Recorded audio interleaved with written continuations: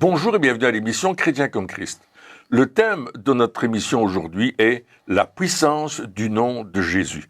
Alors Christine, tu as un texte à nous lire dans Actes chapitre 3 à partir du verset 6. Exactement, et on voit en fait Pierre et Jean qui vont rencontrer cet homme qui est boiteux de naissance à la porte du temple, et Pierre va lui dire « Je n'ai ni argent ni or, mais ce que j'ai, je te le donne. Au nom de Jésus-Christ de Nazareth, lève-toi et marche. » Et le prenant par la main droite, il le fit lever. Au même instant, ses pieds et ses chevilles devinrent fermes. D'un saut, il fut debout et il se mit à marcher. Il entra avec eux dans le temple, marchant, sautant et louant Dieu.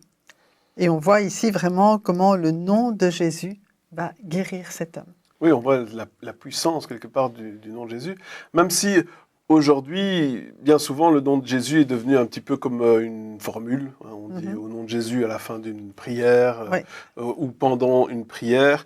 On en a déjà discuté précédemment, mais ici, c'est quoi la différence vraiment avec ce que nous, on peut voir ou imaginer comme étant le nom de Jésus, c'est-à-dire un petit peu cette formulation qu'on utilise, et ici, une démonstration claire de puissance. Qu'est-ce qui a fait la différence? Pourquoi est-ce que dans cet exemple-ci, il y a eu un véritable changement? Alors la première chose à savoir, c'est que les disciples, les 120 de la chambre haute viennent de vivre la Pentecôte. Pierre a prêché un discours extraordinaire et 3000 personnes se sont données au Seigneur, ont pris leur baptême d'eau dans le Jourdain. C'était manifestement quelque chose de visible. Beaucoup de personnes ont assisté à cette rencontre. Et pour la toute première fois, Pierre et Jean vont avoir quelqu'un devant eux pour lequel ils vont prier. Et ils vont faire ce que Jésus leur a dit de faire. En mon nom, vous guérirez les malades. Vous imposerez les mains aux malades et les malades seront guéris. Et on voit que Pierre, lui, il se trouve devant cet homme qui est là et il ne peut que penser à ce que Jésus lui a dit et à le mettre en pratique. Et c'est la toute première fois qu'on va voir dans les Actes des Apôtres que quelqu'un va prier dans le nom de Jésus. Et ça nous indique une direction, ça nous indique comment faire aujourd'hui. Ça nous indique que le nom de Jésus est très important. Il n'est pas, c'est pas anodin d'utiliser le nom de Jésus, mais c'est très sérieux et c'est très sain d'utiliser le nom de Jésus. Oui, je voulais dire aussi que ce qu'on voit ici, c'est que vraiment, c'est comme si Pierre allait opposer l'argent et l'or avec le nom de Jésus. Ça aussi. En disant, moi j'ai rien, j'ai pas ce que tu me demandes, parce qu'en fait cet homme faisait l'aumône. Je n'ai pas d'argent, j'ai pas d'or, mais j'ai quelque chose de mieux. J'ai le nom de Jésus. Et le nom de Jésus, il est plus puissant, il a plus d'autorité, il fait plus de bien que l'argent et l'or. Alors, au nom de Jésus, dans ce que j'ai reçu, dans cette autorité que j'ai reçue, eh bien, je te le dis maintenant, lève-toi et marche. Oui, c'est vraiment extraordinaire. Et en même temps, tu parlais de prière. Hein, tu disais, Pierre et Jean, ils vont prier. Je ne sais pas si on peut vraiment appeler ça une prière, parce que nous, dans notre façon de penser, dans notre façon de voir les choses, quand on parle de prière, surtout pour une guérison, pour un malade, on va plutôt prier dans le sens Seigneur, s'il te plaît, guéris cette personne-là. On va faire un espèce de triangle pour que on va demander à Dieu que Dieu fasse quelque chose.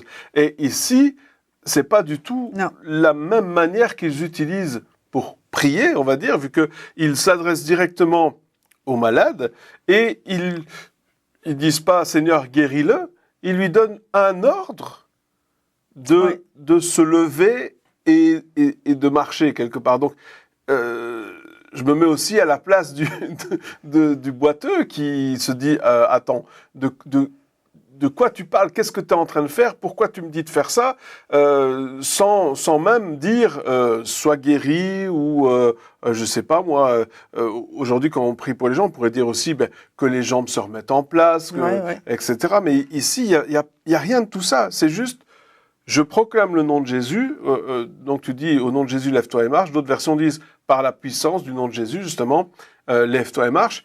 Et là il dit et tout d'un coup, alors qu'il prononce cette parole, il y a une puissance qui vient, et c'est comme si ce que ce que Pierre et Jean sont en train de faire, c'est juste appeler cette puissance du nom de Jésus. C'est juste de proclamer le nom de Jésus. Et c'est comme si cette puissance du nom de Jésus vient dans cette personne et il se remet sur ses pieds et tout d'un coup, il y a la force qui vient et il sait se relever. Il y a un geste supplémentaire quand même. Oui, il a tendu la main. Va le prendre par la main. Et ça, là aussi, on pourrait dire que la puissance de Jésus va aussi se dégager à travers ça pour fortifier cet homme qui peut-être ne se serait peut-être pas mis debout par lui-même tout seul. Oui, il y a ce point de contact que Pierre va engendrer en le prenant par la main et lui dire « Lève-toi ». Lève-toi. Et il est écrit, au même instant, ses pieds et ses chevilles devinrent fermes. Et non seulement ça, d'un saut, il fut debout. Ouais, donc il y a toute une action de la puissance du nom de Jésus. Il y a la puissance de Jésus, la puissance de Dieu qui rentre dans cet homme et qui le rend saint, quelque part, qui le guérit de cet handicap qu'il a depuis longtemps. J'aimerais même dire que ça va plus loin que la guérison, parce que la guérison, ce serait que il est plus boiteux. Mais une fois que on est guéri, on va dire, il y a un temps aussi de réadaptation où on doit réapprendre à marcher. Et donc là, ici, il est guéri et il est réhabilité en même temps. Il est refortifié comme si jamais il avait eu des problèmes, vu que juste après, il est dit qu'il il marche et il saute. Donc, c'est vraiment... il a été rendu complet. Absolument. Tout ce qui était brisé chez lui, tout ce qui était défaillant est revenu à la normale. Par simple... quand ils ont juste proclamé le nom de Jésus, et comme tu dis aussi, c'est important, ils ont tendu la main pour attraper cet homme quelque part. Et on voit que non seulement il y a cette guérison physique qui va se passer chez cet homme, mais dans la suite du récit, on voit que cet homme va rentrer dans le temple en chantant, en criant, en sautant, en gesticulant, parce que ça fait depuis sa naissance, c'est le boiteux de naissance, il est handicapé, et là son handicap disparaît d'un coup, bam, terminé, et là évidemment il loue Dieu, il adore Dieu, il célèbre Dieu parce qu'il sait que c'est le nom de Jésus. Encore une fois, c'est extraordinaire, parce que comme il était boiteux de naissance, il n'a jamais appris à marcher. Non. Jamais. Donc ça veut dire que même le fait de marcher, il ne sait pas comment on fait. Vu que marcher pour rester droit, etc., pour l'équilibre, tout le bazar, ça s'apprend, je veux dire. Alors nous, on trouve ça normal, mais un petit bébé qui commence à marcher, un petit enfant, il tombe directement parce qu'il doit apprendre à avoir de l'équilibre, etc. Et là, on voit que toute cette connaissance, quelque part, cette capacité de la marche, et même de sauter, lui vient aussi d'un coup. Enfin, je veux dire, c'est au-delà de juste une guérison. Enfin, c'est déjà extraordinaire, mais ça va vraiment loin. Oui, en fait, il expérimente tout d'un coup.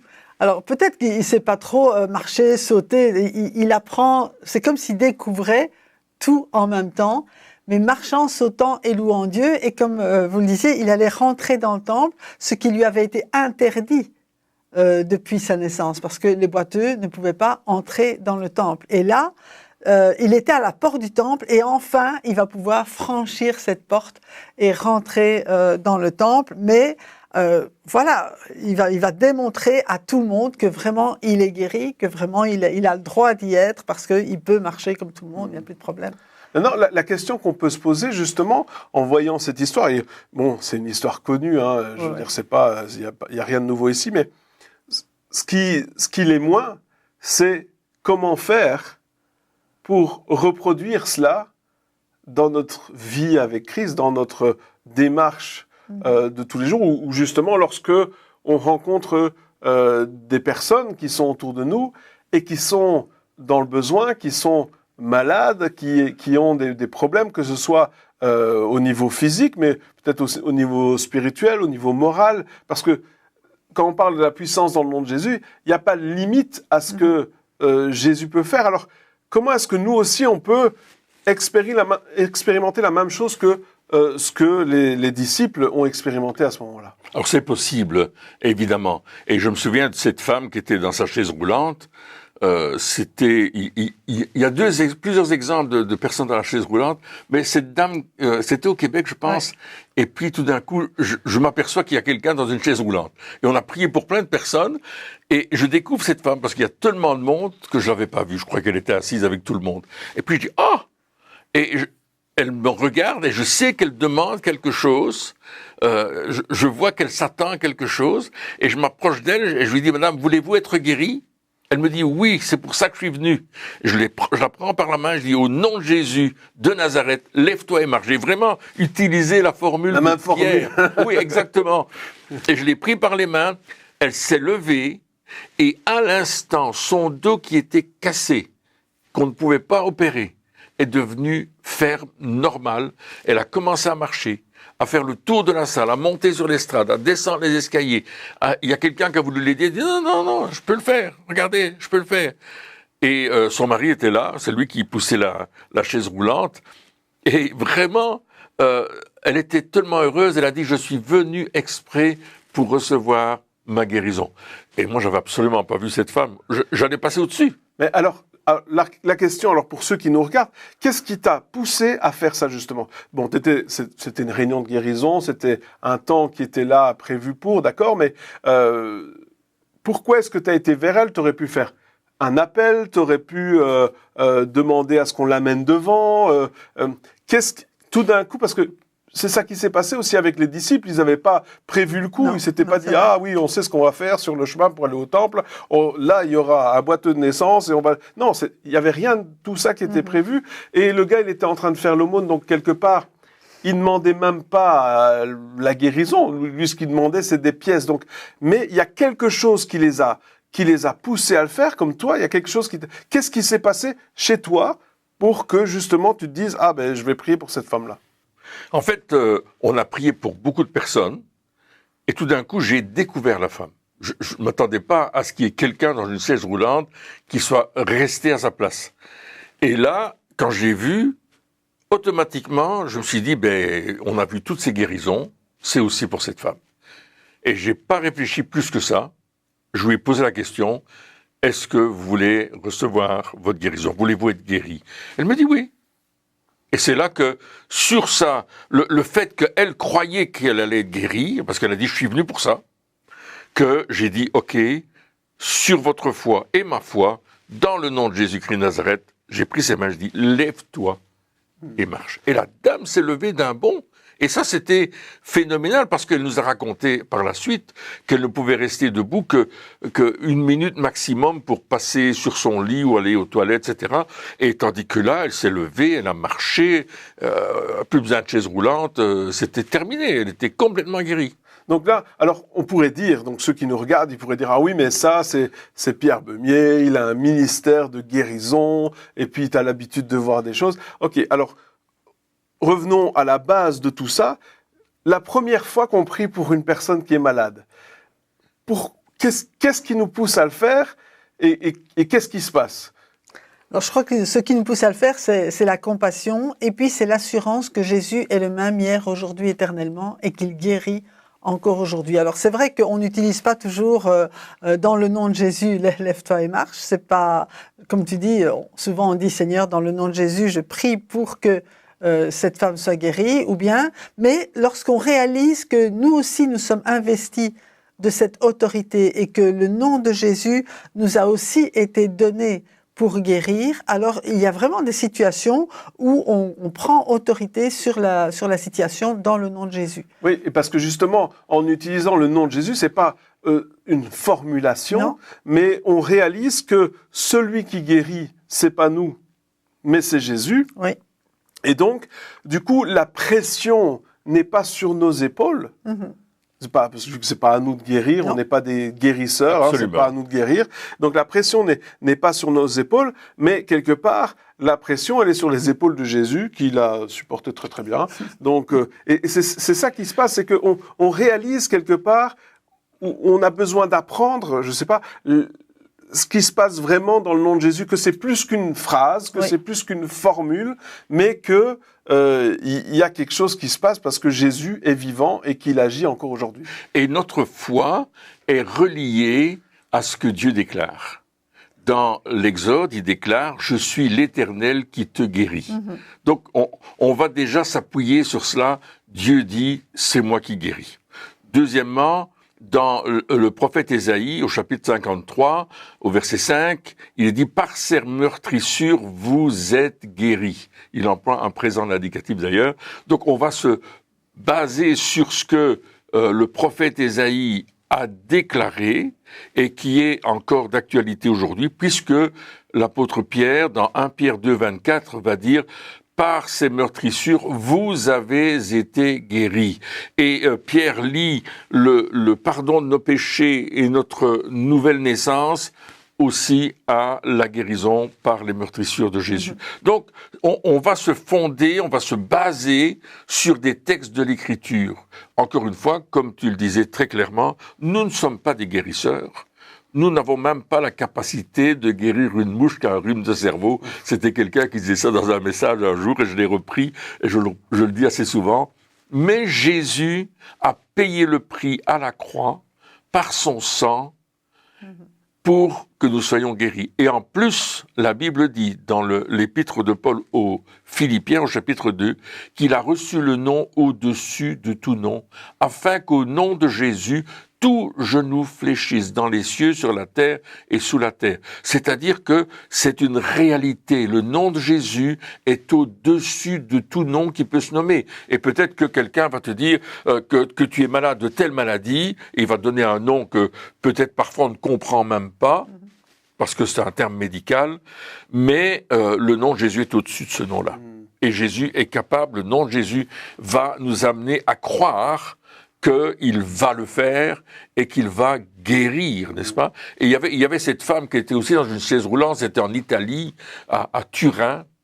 Il y avait cette femme qui avait fait un malaise cardiaque assez grave, et elle était paralysée du côté gauche, le bras, la jambe, ne pouvait plus marcher. Et sa fille amène cette femme et dit « Pouvez-vous prier pour ma maman ?» parce qu'elle ne sait plus se mouvoir normalement. Et là, j'ai commencé par prier pour le bras. Et on s'est rendu compte que le bras fonctionnait. Elle a pu lever son bras et dire « Waouh, ça fonctionne !» Puis j'ai dit « Voulez-vous que je prie pour votre jambe ?» Elle a dit « Bien sûr, oui, faites-le. » Donc j'ai imposé les mains à la jambe et dans le nom de Jésus, j'ai prié pour cette jambe. J'ai déclaré que cette jambe va fonctionner au nom de Jésus. Et puis je ne me suis pas arrêté là. J'ai dit à la dame « On va se mettre debout maintenant. » Et on a commencé à marcher. Sa fille était d'un côté, moi de l'autre. On a marché le long de l'estrade, on est revenu. Et puis, j'ai dit à sa fille, maintenant, elle va marcher avec moi. Ne la tenez plus. Elle a commencé à marcher avec moi. On a fait encore quelques pas. Et puis, j'ai dit, maintenant, vous allez marcher toute seule. Et la femme a commencé à marcher toute seule. Et elle était complètement guérie. Elle dit, plus besoin de chaise roulante. Elle a plié sa chaise. Elle s'est assise dans la salle, comme tout le monde. Elle a dit, gloire à Dieu, je participe à la réunion. C'était instantané. C'était extraordinaire. Et je me souviens une autre guérison aussi d'un homme en chaise roulante. On me présente un monsieur dans une salle où on va avoir une réunion, mais il n'y a encore pas de réunion. Il n'y a encore personne. Sinon, la chorale qui répète. Et là, on me dit, mon beau-frère est venu pour recevoir sa guérison, il est en chaise roulante, il ne sait plus marcher, etc. Et je me tourne vers le monsieur, je dis, c'est votre jour aujourd'hui, monsieur, vous allez recevoir votre guérison. Et puis moi je m'en vais, je devais aller aux toilettes, je m'en vais aux toilettes, je reviens quelques minutes plus tard, le monsieur est debout, il a plié la chaise roulante, il dit, je suis guéri, je marche. Je dis, oh, qu'est-ce qui s'est passé? Mais j'ai dit, vous allez recevoir votre guérison dans le nom de Jésus. Et j'ai pas prié pour lui, j'ai juste déclaré quelque chose. Et cet homme s'est levé, et il a marché. Je ne sais pas comment il a fait, mais son beau-frère m'a dit « Waouh, regarde, il marche. Il n'a plus besoin de la chaise roulante. » Et il marchait normalement. Ah, ça, c'est le miracle du nom de Jésus, la puissance du nom de Jésus. Ça nous dépasse. Oui, et puis ça va même plus loin, quelque part, que pour la guérison. On parle aussi de délivrance. Tu disais, il n'y a rien qui est au-dessus du nom de Jésus. Il n'y a rien qui est plus grand, il n'y a rien qui est plus fort. Lorsqu'on proclame le nom de Jésus, on voit une différence. Et ici, clairement, ils agissaient aussi dans la volonté de Dieu. Je pense que c'est important de le souligner, de dire, le nom de Jésus, c'est pas pour nos propres avantages quelque part, mais c'est pour voir le règne de Dieu s'établir ici sur terre. Et la guérison en fait partie, parce que Dieu veut guérir aujourd'hui. C'est peut-être ça qui est important de savoir, c'est que Dieu a la volonté de guérir. Absolument. Et il a même fait une promesse. Il a dit, voici les miracles qui accompagneront tous ceux qui auront cru. Et dans cette promesse, il dit, en mon nom, ils imposeront les mains aux malades et les malades seront guéris. Donc ça fait partie, bon bien sûr, ils parleront une nouvelle langue, etc., mais ça fait vraiment partie de l'héritage que chaque croyant a reçu, et à la fois de l'héritage et de la mission, c'est de continuer l'œuvre de Jésus. Parce qu'aujourd'hui, les miracles que Jésus faisait il y a 2000 ans, mais il continue à les faire à travers son corps. Et nous sommes le corps de Christ. Donc la première condition, c'est de faire partie du corps de Christ. C'est d'avoir reçu Jésus, d'avoir conscience que Jésus vit en nous et qu'à travers nous, il veut accomplir les mêmes œuvres, et même de plus grandes, disait-il, que celles qu'il a accomplies il y a 2000 ans.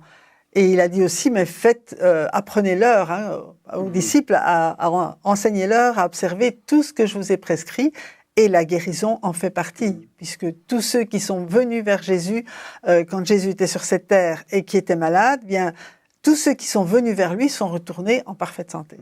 Donc quelque part, c'est lorsqu'on prie au nom de Jésus, on ne s'appuie pas sur nos capacités ou la renommée d'un ministère de guérison ou, je ne sais pas moi, notre niveau de spiritualité, mais on s'appuie sur la promesse que Jésus a faite en disant « Voici ce qui va arriver quand tu pries en mon nom, voici ce qui va se passer. » Et c'est pas, ça va pas arriver quand tu auras toute la connaissance, ça va pas arriver quand tu seras le plus parfait de tous les chrétiens, ça va arriver lorsque tu crois. Et c'est peut-être ça aussi, on en parle régulièrement, mais c'est le plus gros obstacle quelque part à ce que nous prions au nom de Jésus, publiquement en tout cas, c'est les doutes. C'est-à-dire que on va pouvoir le faire peut-être dans le secret de notre chambre, de notre maison, on va prier au nom de Jésus, etc. Et donc ça va pas poser de problème. Mais aller jusqu'à prier pour une personne et puis dire au nom de Jésus, lève-toi et marche, que ce soit juste à elle ou devant des personnes, c'est un petit peu plus compliqué. Mais qu'est-ce que ça commence par quoi? Je veux dire, je sais qu'on a déjà parlé, mais il y a un premier élan, il y a un premier, je sais pas moi, un saut dans le vide. C'est quoi le premier truc qui fait que, allez, on va le faire, quoi? C'est la foi. C'est le fait que j'ai foi que ce que Dieu dit est vrai. Je crois Dieu. Je crois les promesses de Jésus. Je ne suis plus en train de faire de la religion. Là, j'ai la foi qui va faire que je vais me lancer dans l'application de ce que Jésus a dit. Vous imposerez les mains aux malades et les malades seront guéris. Ils seront pas peut-être guéris. Non, il a dit ils seront, c'est une affirmation. Donc, je crois. Jésus l'a dit, je le crois. Ça va au-delà de ta réputation. Absolument. Si ça a échoué, parce que c'est ça que ce qui est dans la tête des gens aujourd'hui, c'est vraiment ça. C'est ah oui, mais si je le fais et que ça marche pas, qu'est-ce qui va se passer? Je vais décevoir la personne. Qu'est-ce que les gens vont penser de moi? Qu'est-ce qu'on pourrait répondre à ce genre d'interrogation? Dire ah oui, mais si ça marche pas. D'abord, ce qu'on répond, c'est que effectivement, c'est pas nous qui guérissons, c'est Dieu qui guérit, donc c'est sa réputation. Et c'est spécial parce que les disciples, ils avaient affaire à l'inverse. Eux, ils devaient se défendre en disant « Mais non, c'est pas nous qui avons guéri, c'est Jésus. » Ah oui.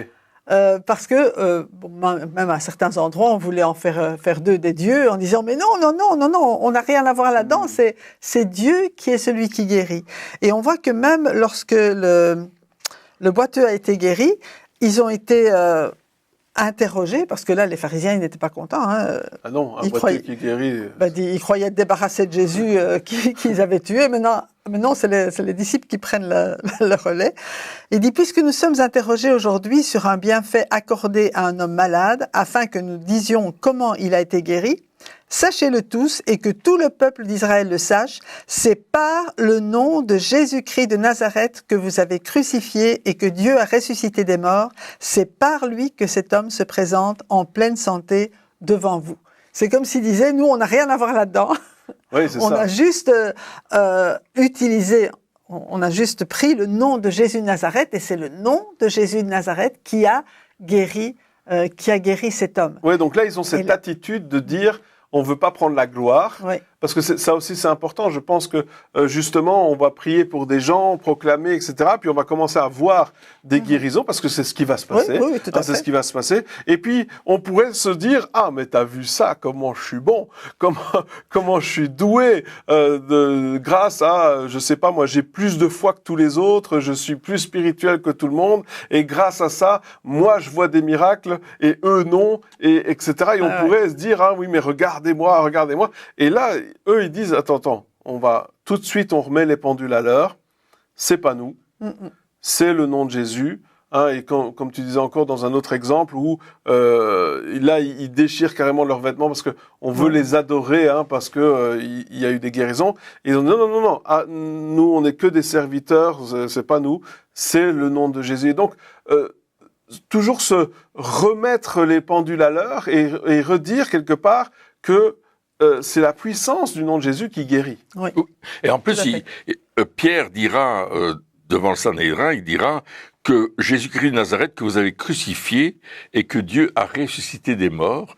Donc il est en train de prêcher la croix et la résurrection. Bien sûr, eux, ils connaissent les textes bibliques, les gens de la synagogue, et ça les dérange fortement parce que là, Pierre va continuer au verset 12 en disant « Il n'y a de salut en aucun autre, car il n'y a sous le ciel aucun autre nom qui ait été donné parmi les hommes par lequel nous devions être sauvés. » Et là, Pierre est en train d'enfoncer le clou et dit « Oui, c'est dans le nom de Jésus, mais c'est lui qui nous sauve à cause de sa mort et de sa résurrection.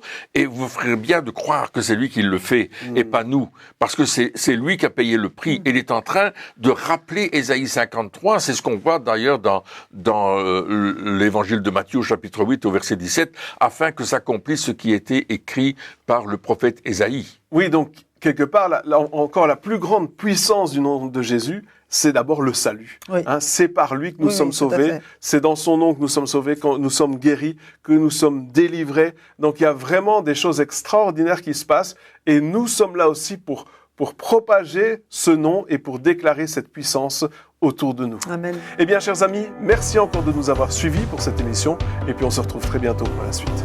Au revoir.